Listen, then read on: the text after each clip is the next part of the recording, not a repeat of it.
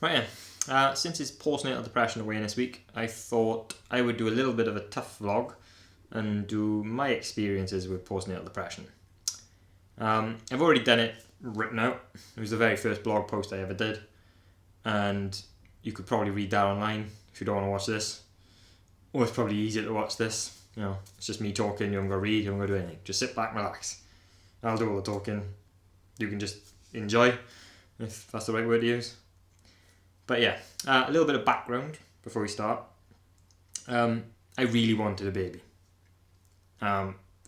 We've had the name Isabelle picked out since the 23rd of March 2008.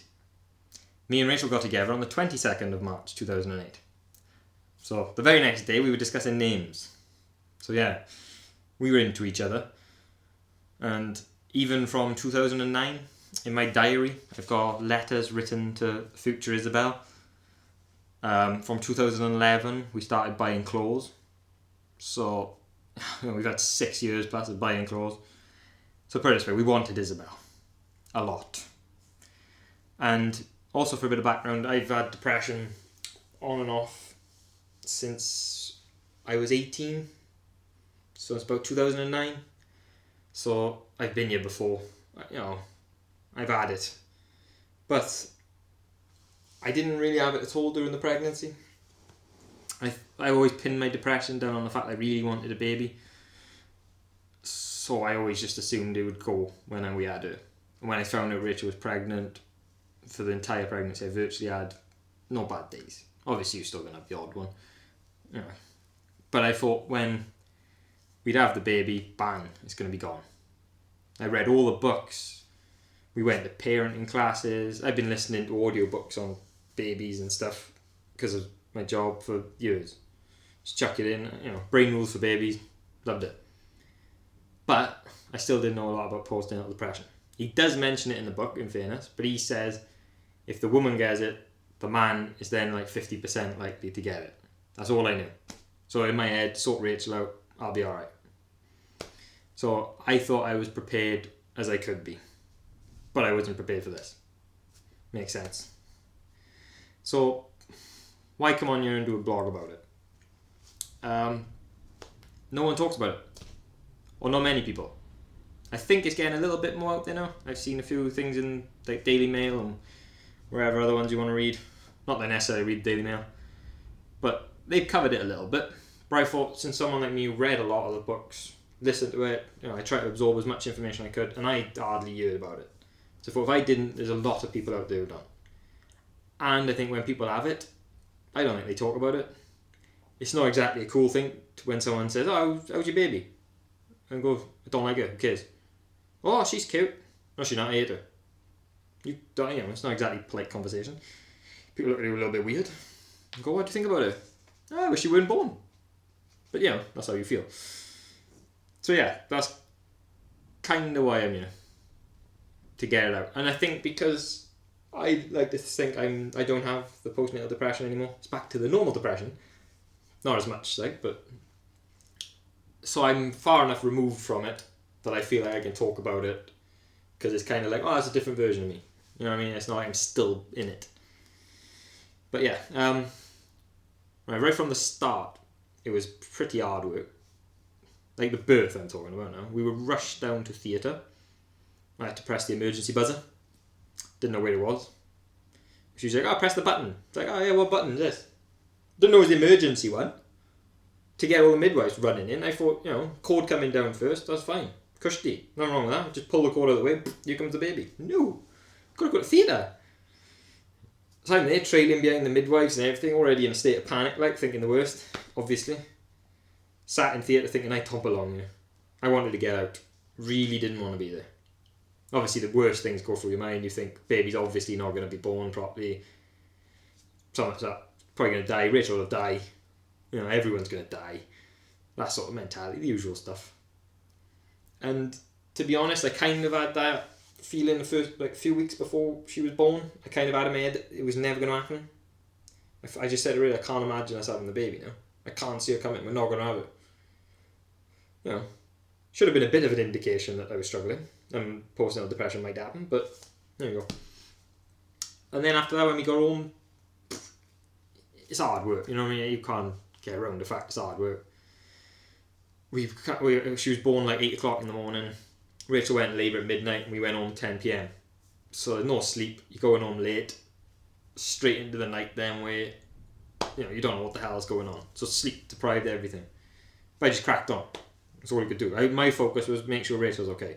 I'd take the baby, take her downstairs, try and let Rachel have a good couple of hours sleep. Not realising that Isabelle probably needed feeding. So I had this little baby screaming at my face going, where's my milk? And then they go, no, Rachel needs to sleep. Would have been better off just waking her up. But here we go. You learn some lessons. Then we started having the visitors, which at the time I didn't mind. In hindsight, I'd probably say no, give it a couple of days. Because they are here for a while, and it's usually when the baby's asleep, which is time you've got to bond with the baby as well, when she's in a nice calm state, not the crazy stuff. So I think I may have missed out on a bit of the bonding. And not only that, it was hard when I saw people come in and they were all lovey-dovey with her, they liked her, and I kept looking at her going, Christ, I don't even feel that, and she's mine. So that kind of made me worse, because I was seeing everyone else manage to do it, but I still couldn't. I still felt nothing, really.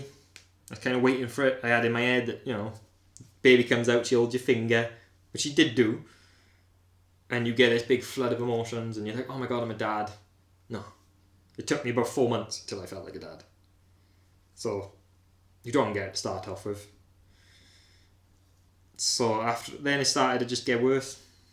I started to resent her, hated her, I thought she ruined my life. I said to Rachel, if I could trade her in, or if someone come along and say, oh, we'll take the baby off you, no problem. I said to her, look, if we ever split up and it was a custody battle, there'd be no battle. I'd say, you take her, I don't want her. Absolutely didn't want her at all. And I tried. I really tried. Every morning I'd get up, take her in her room, play with her on her mat and massage. Really just trying to absorb myself in it. I'd change her nappies, dress her, we'd take her out for walks. Anything else I can think of, I really try to do everything. I thought that's the best way. I've been here before. I've had depression. I know. As soon as it come on and I realised it was there, it's like, right, I've been here before. I know how to handle this. I'm in my comfort zone, really. You know, feeling depressed is, I've had it, like I said, since I was 18. It's 7 years or so. I'm used to it. So I think for a lot of people, when they get it, it's an hard feeling to deal with. You've never had depression, for all of a sudden you chucked into that. So, for me, like I said, it's just in my comfort zone. I knew if I could find ways to get out of it. And I will eventually do a vlog on ways to help with postnatal depression. But this is 8 minutes as it is now, and I've probably still got a bit more to talk about. I don't want to turn it into like a 20-minute video. So, you know. But yeah, back to this. And after a while I started to feel guilty because I hated her. And then that don't help. And anytime you got guilt, you know, it just puts you in the cycle. And, it's solid. I also remember thinking that about Rachel's dad, who left her when she was 2. And at one point I was thinking, I was waiting basically for someone on that side of the family to mention something on Facebook. Say something about Rachel having a baby. Just so I could comment on it going, yeah, and I'm actually going to be a dad. Just to have a dig. But then after a while I felt like if anyone said anything, I wouldn't want to say anything. Because I felt like I was no better. You know, I wanted to leave at points. Not necessarily because I hated her, but I thought Rachel would be better. I felt like she deserved more than what I was providing. It was hard talking to Rachel about it, but I still did. I dare say it's going to be hard for Rachel. You know, if I turn around and say, I hate our baby that I've been waiting for 8 years. I hate her, don't want her, regret it, ruin my life. You know, it's hard for her to take that. But she still tried. I mean, she tried to get me involved with stuff, which is hard because you can't push someone into it. And when she sometimes felt like, when she was telling me, can we change the nappy? Sometimes I felt like, burden on me now. Always felt like she was a burden on me. Can't do anything. Not that I did a lot anyway. I remember when, like, if she said, can we have her a sec? I go, hang on a sec, let me go to the toilet. Go have a wee. And I'd just sit there. Trying to psych myself up. We sat at 5 minutes going, oh, come on, it's be alright now. I did that sort of stuff a lot. I didn't like it. I think I put too much pressure on myself that the depression would be gone when she was born, and then when it didn't, you're sort of left with that then, isn't it? Sorry in advance, I have paused this a couple of times to try and like not edit it. My editing goes as far as pressing pause, having a quick look at what I want to say, and then hitting record again. I will get better at the video editing and stuff, but you know, I got a baby to look after. But yeah, these kind of feelings lasted until she was about 12 weeks old. I mean, I did go on the sick as well with this. I had to.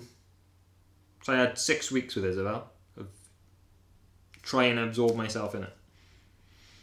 And it lasted. But I remember when we went away to Bournemouth, because it was our first anniversary, wedding anniversary. And obviously I love it. I like the anniversary thing because it's themed. So paper was the theme. So obviously bought her a lot of stuff to do with paper. Wrote her a letter on paper.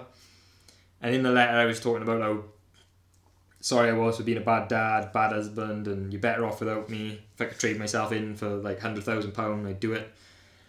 No idea who's actually going to pay for that. But you never know. And when she was reading it, and I obviously was reading it with her, or after she read it, I was kind of thinking, I don't really relate to a lot of that now. And that's when I started to know, oh, I'm getting better then. Because that's a little bit of a different version of me. And then I just kind of got better from there. Taking her away really helped. You're fully absorbed in it. You've got no distractions. The first time I ever took her away to Western, she was about 9 weeks old. She smiled for the first time. Like proper smiled at me. And that felt great. And then you just start getting a little bit more back all the time from her. And then when we went to Bournemouth, I don't know. I just loved being away with her. Things started to click a little bit more. The effort I was putting in early started to pay off. I think a lot of people got a problem when they get the postnatal depression, they kind of run. Or they assume, they hate the baby and that, and they just kind of don't want to get involved then. Which I understand. I didn't really want to get involved. But I knew I had to. Like I said, been here before. I know I can push through it. It's the same with depression in general, man. It's not going to last. You could have it for a day, and then the next day, a bit better. You've just got to have loads of different ways to get yourself out of it. But like I said, I will do that as a separate video. So, you can subscribe to this after, show a bit of support, like it, and, share, I don't know, whatever you want to do. You can close the window if you want. I don't mind. This is, like I said, all this stuff's for me. I like getting it out there. When I first did the blog post about it, I wrote that a good month or two ago, maybe less, and I felt better straight away, just getting it out there. Just write it out and tell someone. Same with anyone. I think everyone's scared about telling someone that they ate their baby. Like I said, it's not a good thing to tell someone. But then you're relying on the other person not to judge it. But like I said, Rachel's used to the depression, that she understood. Didn't like it, granted, but she understood. So, since then, mostly good. I'd say like 95% good. I still have the odd day, but I put that down to normal depression rather than postnatal depression. It's just very hard caring for someone else when you've got the depression.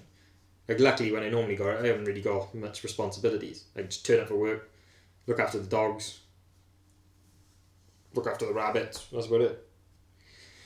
So it is hard now when I have a depressive day and I gotta care for Isabelle. But I know it ain't gonna last. And that's my main advice to anyone. It might not last. Well, it could last months. I know people have had it a lot longer than me. I'm lucky, alright? I had it for 12, like I said, about 12 weeks. Could have been a lot worse. But like I said, I've done it before. Within a week, I booked an appointment with a doctor. So I knew I could feel it coming on. I went on the meds. They lasted like 2 or 3 weeks. Took myself off them. No, you're not supposed to, but I've done it before. I don't really like having the meds all the time. And I know people give the thing of, if you're diabetic, you wouldn't say no to the insulin. Oh, I can do it myself. It's like, yeah, but this is a little bit different.